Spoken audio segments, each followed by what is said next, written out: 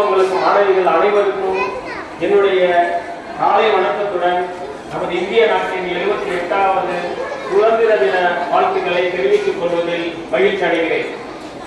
நான் ஃபர்ஸ்ட் இங்க வந்து பார்த்தப்ப எனக்கு ரொம்ப பெருமையா இருந்தது. இந்த பின்னாடி வளர்ந்திருக்கிற இந்த ஏரோப்ளேன் கலரெல்லாம் விட்டு போறது, கொடியேற்றுறது, கீழே நிற்கிறது நானாவே நினைச்சுக்கிட்டேன். காரணம் என்னன்னா, நான் இந்திய விமானப்படையில 15 வருஷம் பணி செஞ்சிருக்கேன், சர்வீஸ் பண்ணியிருக்கேன். இந்தியன் ஏர்போர்ட்ல நான் வந்து பார்த்தேன், ஏர்போர்ட்டை என் கண் முன்னாடி நிறுத்திட்டீங்க. உங்க ஆசிரியர்கள்லாம் உங்களுக்கு என்னுடைய மனமார்ந்த வாழ்த்துக்கள். இந்தியன் ஏர்போர்ட் சார்பாக உங்களுக்கு நன்றியை தெரிவித்துக் கொள்கின்றேன்.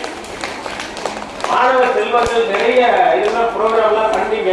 பார்க்கும்போது உண்மையில ரொம்ப ஆர்வமா ஆசையா இருந்தது, நல்லா இருந்தது. நான் உங்க தலைமை ஆசிரியர்கள் சொன்ன ஆசிரியர்கள்லாம் நிறைய சிரமப்பட்டு இதை செஞ்சிருக்காங்க. அவங்களுக்கு வாழ்த்துக்கள்.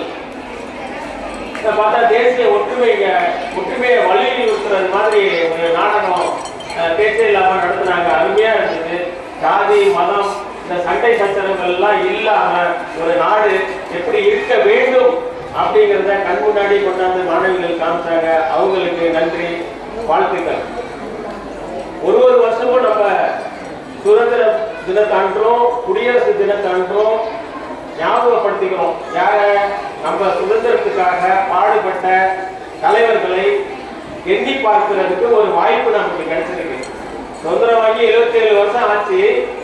ஆனா நம்மெல்லாம் அப்பெல்லாம் இல்லையில்ல, ஞாபகத்தான் படுத்திட்டு இருக்கோம். நாமெல்லாம் முன்னாடி இருந்த சுதந்திர போராட்ட வீரர்கள் அவங்களுடைய உயிர் தியாகம் அதெல்லாம் நினைச்சு பார்க்கறதுக்காக நமக்கு ஒரு வாய்ப்பு கொடுத்துருக்காங்க.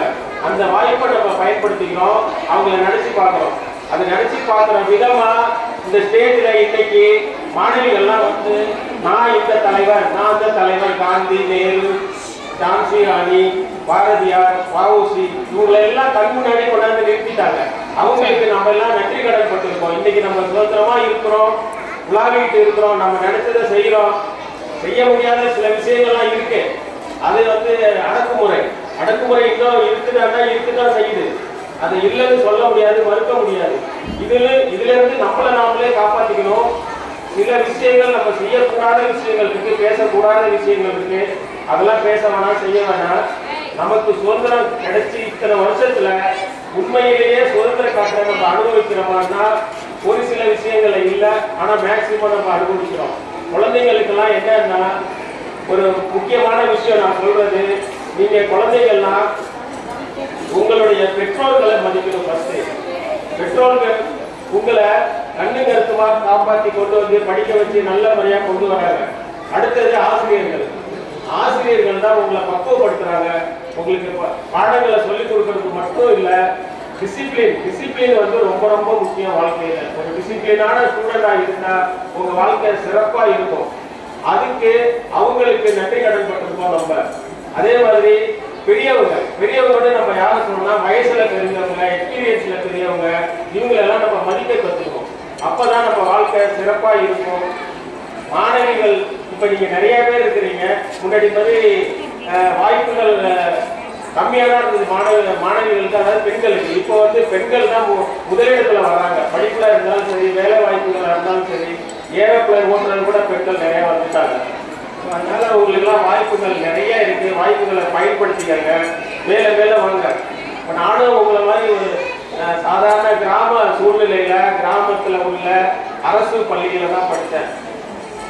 அரசு பள்ளியில படிச்சு இவ்வளவு பெரிய பொசிஷனுக்கு வந்திருக்கிறதுக்கு காரணமே என்னுடைய முயற்சி தான், என்னுடைய ஆசிரியர்கள் தான், என்னோட பெற்றோர்கள் தான். அவங்களுக்கு இந்த சமயத்துல நான் நன்றி கடன் பட்டிருக்கேன்.